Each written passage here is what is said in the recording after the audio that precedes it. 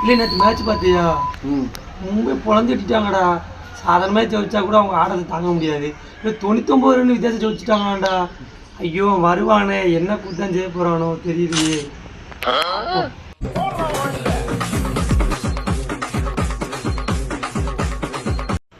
டே சும்மாவே வந்தாலே அனுப்புற டீஷர்ட் கூட பயங்கரமாக வரானே.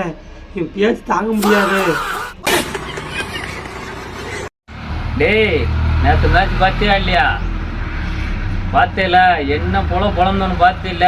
அடுத்து உங்கள் கூட தான்டே 23ஆம் தேதி எலெக்ஷனை முடிச்சுட்டு வாங்கடே, அன்னைக்கு பார்ப்போம் உங்களை.